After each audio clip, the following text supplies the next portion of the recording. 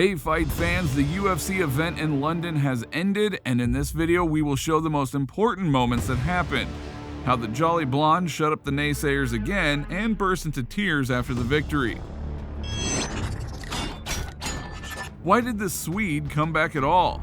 A Russian knocked out a UFC Hall of Famer. This time Krylov had to discourage the Swede from rehabilitating himself.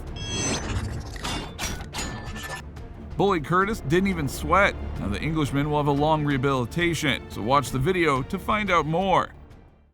How you know the almighty Dana White tried to collect the most British card of participants.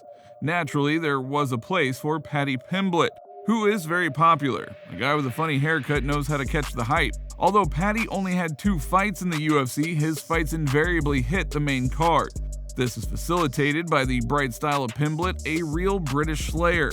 However, many experts note significant gaps in Paddy's arsenal. In both fights under the auspices of the UFC, the Englishman almost got knocked out, but only a strong jaw and fighting character saved him.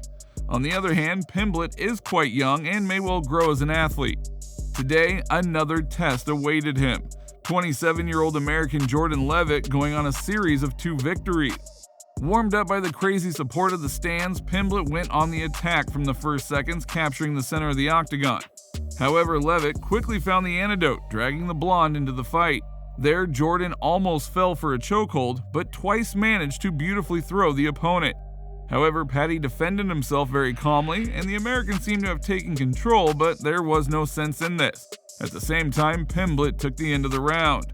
The second 5-minute period also began with short work in the standing position, after which there was competition on the ground where Pimblett already looked much stronger and more energetic than his opponent. Soon the relentless Paddy picked up the keys to Levitt's defense and came out beautifully for a chokehold. The American at first tried to get out, then decided to just endure, but still tapped. Pimblett's 3rd consecutive UFC victory. After the end of the battle, the stands literally exploded with delight. Naturally, Paddy's celebration was also colorful as he ran out of the octagon with tears and fell into the arms of Can, who carried him on her shoulder. When Pimblett called himself the new McGregor, he was condescendingly laughed at. But this guy is ready to be the next Conor. Not every fighter will have the entire 20,000-seat stadium singing the famous "You'll Never Walk Alone," and that's pretty impressive. To all the families affected through Paddy's words there, but Paul, going back to his performance from the walkouts to the delivery of the submission, like he's done it again. And the tournament was another interesting fight than the main fight, because after a 2-year downtime, UFC Hall of Famer Alexander Gustafsson returned to business, and he was opposed by Nikita Krylov. The Swede was approaching the upcoming meeting with a series of 3 losses. He lost ahead of schedule to John Jones, Anthony Smith, and Fabricio Verdum in the heavyweight division.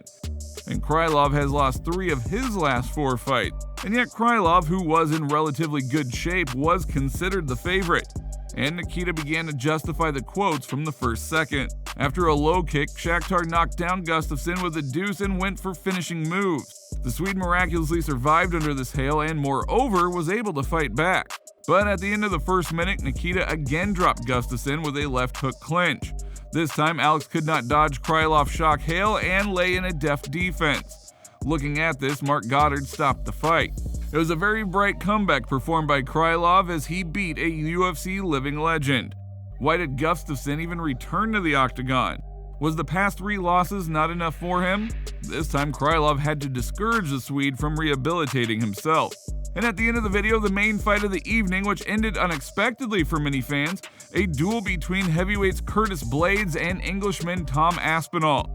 It was expected that the winner of the fight would be the next contender for the title. Blaydes rehabilitated his loss to Derek Lewis with victories over Jarinzo Rosenstrike and Chris Dokos, and Aspinall confidently won all 5 fights in the UFC.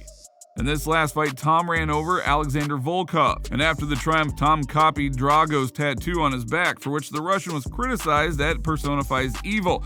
But apparently no one told the Englishman about it, although the beginning of the fight did not portend anything of the kind, as the fighters actively got into the exchange, and Aspinall looked preferable. But everything ended very dramatically for the Englishman. He landed a low kick to Blaydes' knee and fell after a missed hit from Razor.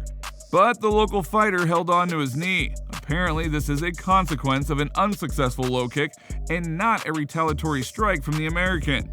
Thus, Aspinall was out for a long time and suffered a bitter defeat. He has now been sidelined from wrestling for the belt indefinitely, and well, that's all for today, so don't forget to like and subscribe to the channel because it helps us grow, and thank you for watching.